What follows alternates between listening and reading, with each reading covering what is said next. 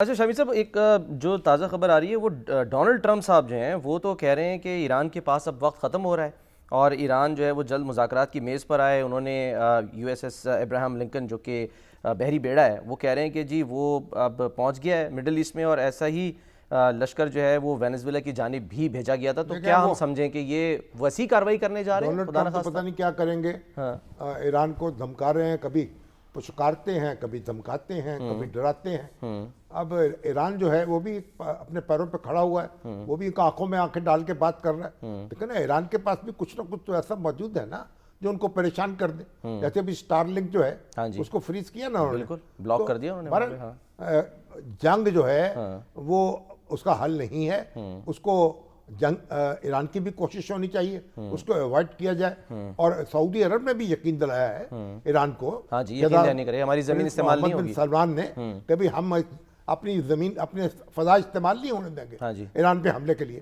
اور پورے عالم اسلام کو ایران کے ساتھ کھڑا ہونا چاہیے، کیونکہ ابھی ہے جو بات پرامن طریقہ سے مسائل حل کریں. اور پریزیڈنٹ ٹرمپ دیکھیں، ابھی تو اب ان کے یہاں مڈ ٹرم الیکشن ہونے والے ہیں، مہم کا آغاز کر دیا. مہم کا آغاز ہو گیا اور ان کو سیٹ بیک ہو سکتا ہے. دیکھیے پورا یورپ جو ہے اپنے انڈیا سے انہوں نے ایک فری ٹریڈ ایگریمنٹ کر لیا. اب وہ انڈیا کوئی 100 ارب کی ڈالر کی ان کی کوئی ٹریڈ ہے آپس، مدر آف آل ڈیلز کہا جا رہا ہے. ٹھیک ہے نا. اب انڈیا جو ہے اس کو بھی مطلب ہے امریکہ نے گرکیاں دے کے ستایا ہوا ہے اور ان کے اوپر ٹیرف لگا رہے ہیں. جو آپ کے یورپ کے لوگ ہیں وہ ستائے ہوئے ہیں، وہ گرین لینڈ نے اسے مصیبت ڈالی ہوئی ہے، ادھر یوکرین کا مسئلہ ہے. اب یہ ایک بڑی عجیب صورتحال ہے. اور برطانوی وزیر اعظم جو ہیں وہ پہنچ رہے ہیں چائنا.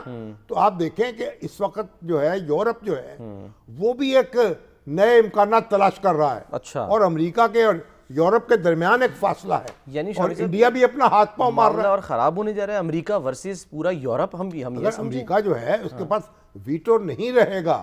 اچھا، پریزیڈنٹ ٹرمپ کو بھی چاہیے کہ کوئی معاملات، یہ طاقت کے نئے مراکز ابھر رہے ہیں.